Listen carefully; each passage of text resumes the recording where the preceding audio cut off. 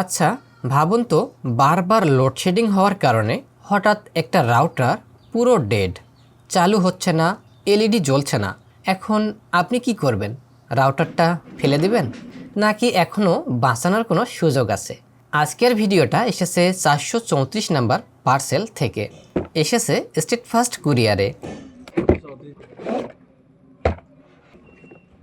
সাথে একটা চিঠিও পাঠিয়েছে, সেখানে লেখা, ভাই, রাউটারটার সমস্যা হলো পাওয়ার আসে না, বারবার লোডশেডিং হওয়ার পর থেকেই এমন হয়েছে, আশা করি আপনি রিপেয়ার করতে পারবেন। আর ভিডিওটাও ইউটিউবে দেওয়ার অনুরোধ জানিয়েছে চাঁদপুর থেকে শুভ রায়। তো চলুন দেখি এই রাউটারটা আসলে ঠিক করা সম্ভব কিনা।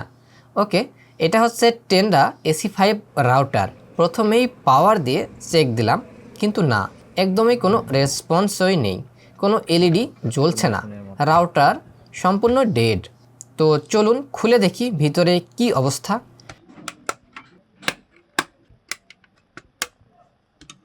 রাউটারটি ওপেন করার পর প্রথমেই পাওয়ার সেকশন চেক করলাম, কারণ যেহেতু পাওয়ারই আসছে না, সবার আগে পাওয়ার লাইনে সমস্যা আছে কিনা সেটা দেখা জরুরি।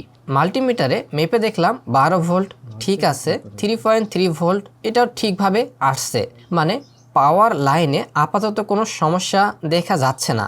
কিন্তু তারপরও রাউটার চালু হচ্ছে না, এলইডি জ্বলছে না, তাহলে সমস্যা অন্য কোথাও।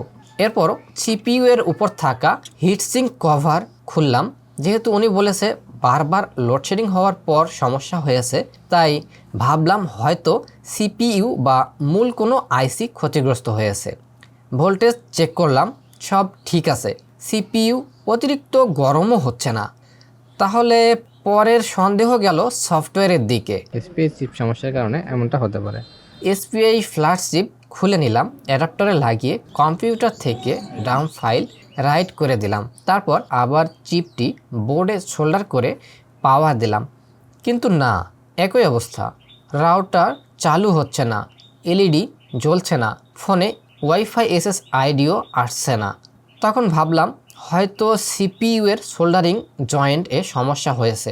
অনেক সময় ওভারহিট বা খুব বেশি দিন রাউটার ব্যবহার করলে এমন হয়। তাই সিপিইউতে ফ্ল্যাক্স পেস্ট লাগিয়ে সুন্দরভাবে রিসোল্ডার করে দিলাম, কিন্তু ফলাফল একই অবস্থা, রাউটার এখনও পুরো ডেড। এমনকি সিপিইউ তেমন গরমও হচ্ছে না, আর বোর্ডে চোখে পড়ার মতো কোনো ফিজিক্যাল ড্যামেজও নেই। এবার একটু রিস্ক নিয়েই সিদ্ধান্ত নিলাম সিপিইউ পরিবর্তন করব।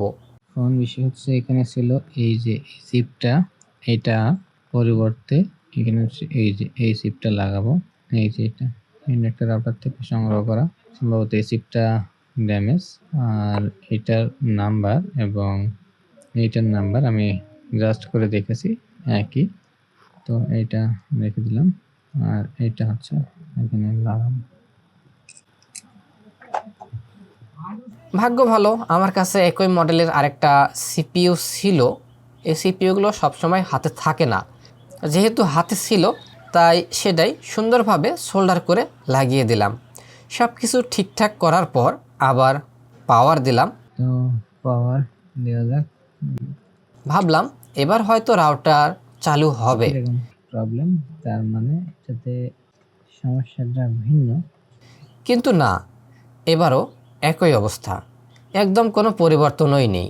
সত্যি বলতে তখন আমার মাথায় আসছিল আসলে সমস্যা কোথায়। তারপর সেম টেন্ডা AC5 বোর্ড থেকে 5 গিগাহার্টজ ওয়াইফাই আইসি এর পাশের ক্রিস্টালটি পরিবর্তন করে দেখলাম, কিন্তু তাতেও কোনো কাজ হলো না, রাউটার তখনও ডেড। আচ্ছা, এখন আপনার কি মনে হচ্ছে সমস্যাটা কোথা থেকে হতে পারে?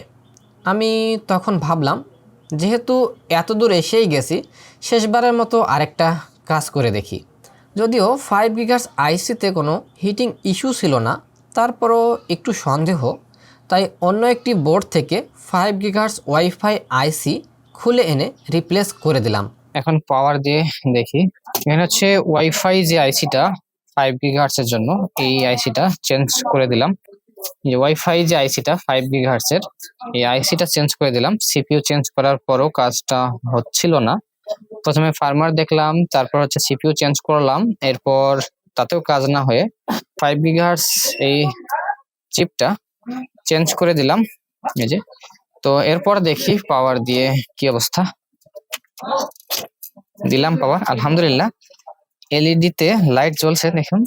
এরপর আলহামদুলিল্লাহ দেখুন এবার রাউটারে পাওয়ার এসেছে, এলইডি জ্বলছে, রাউটার বুট নিচ্ছে। আসল সমস্যা ছিল 5 গিগাহার্টজ ওয়াইফাই আইসিতে।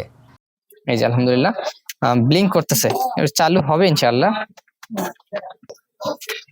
এবং রাউটারটি চালু হয়ে গেছে। এই যে দেখেন এটার এসএসআইডি, এই যে টেন্ডা নামে, এই যে এসএসআইডি চলে আসছে টেন্ডা 6BBB40, যেহেতু আমরা এটা এবং কানেক্ট হয়ে গেছে। এই যে কানেক্টেড রাউটার ম্যানেজ। ছোট্ট একটা আইসি, কিন্তু সেই সমস্যা খুঁজে বের করতে স্টেপ বাই স্টেপ পুরো রাউটারের প্রায় সব গুরুত্বপূর্ণ অংশই পরীক্ষা করতে হয়েছে আমাকে।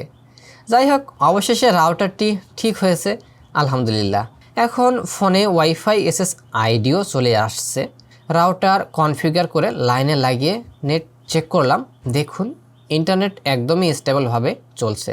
তো এই রাউটারটিতে শেষ পর্যন্ত যে কাজগুলো করা হয়েছে, software rewrite, CPU replace, crystal replace, 5 gigahertz wifi IC replace, আর শেষ পর্যন্ত সফলতাও চলে এসেছে 5 গিগাহার্টজ আইসি পরিবর্তনের পর। ভিডিওটি আপনাদের কেমন লাগলো অবশ্যই কমেন্টে জানাবেন। নতুন হয়ে থাকলে ভালোবাসা দিয়ে সাবস্ক্রাইব করে পাশে থাকুন। দেখা হবে আগামী ভিডিওতেও নতুন কোনো ইন্টারেস্টিং রিপেয়ার কেস নিয়ে।